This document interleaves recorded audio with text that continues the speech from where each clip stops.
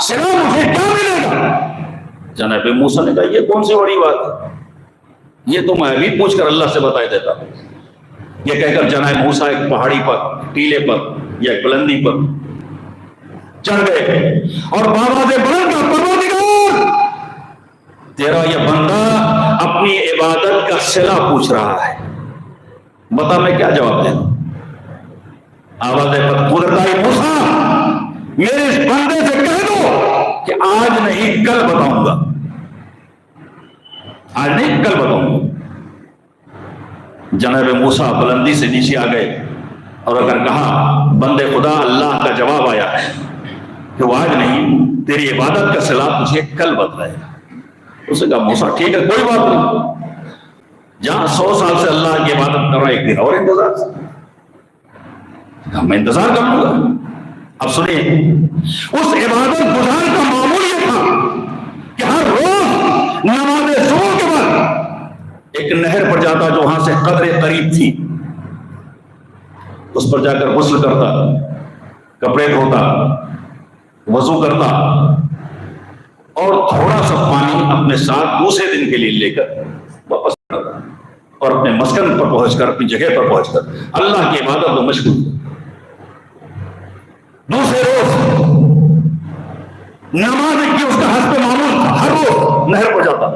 جب دوسرا دن ہوا تو حسب معمول نہر کی طرف چلا، لیکن چلتے چلتے راستہ بھول گیا، کافی دور چلنے کے بعد بھی نہر پر نہ پہنچ سکا، بجائے نہر پہ جانے کے کسی اور طرف نکل گیا۔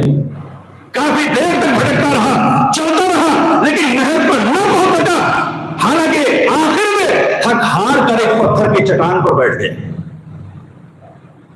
دھوپ نے شدت اختیار کی، جیسے جیسے دھوپ بڑھتی جا رہی تھی اس کی پیاس بھی بڑھتی جا رہی،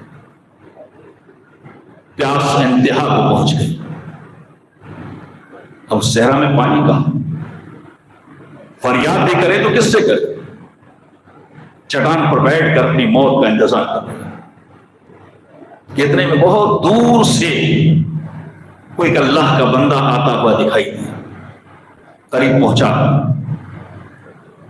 بڑی عاجزی اور انکساری سے کہا کہ بندے خدا میں پیاس سے مر رہا ہوں، تھوڑا سا پانی پلا دے تاکہ میری جان بچ جائے۔ اس آنے والے نے کہا یہ صحرا میں پانی کہاں،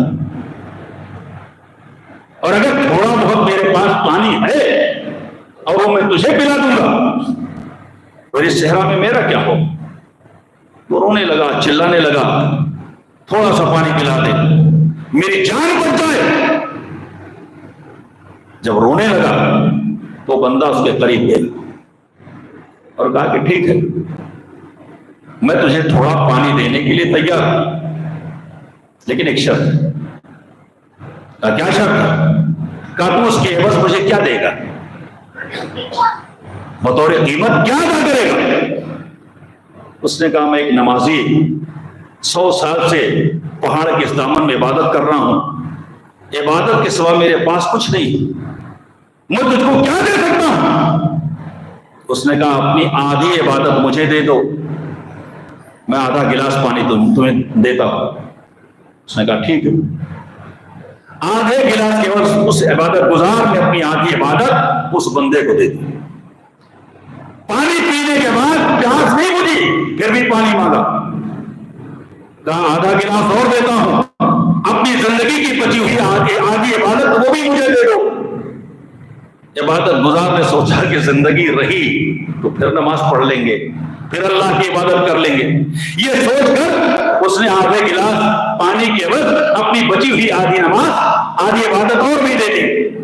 پانی پی کر اپنے مسکن پر آ گیا، وہ بندے خدا اپنی راہ چلا گیا۔ ادھر اللہ نے جناب موسیٰ کو وحی کی، اے موسیٰ وہ میرا بندہ اپنی 2 سال کی عبادت ایک گلاس پانی کے عوض بیچ چکا ہے،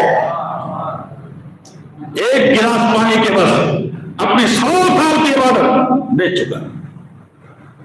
کہ مالک پھر کہ جاؤ میرے اس بندے سے کہہ دو کہ جب 100 سال کی عبادت کی قیمت ایک گلاس پانی ہے تو زندگی بھر جتنا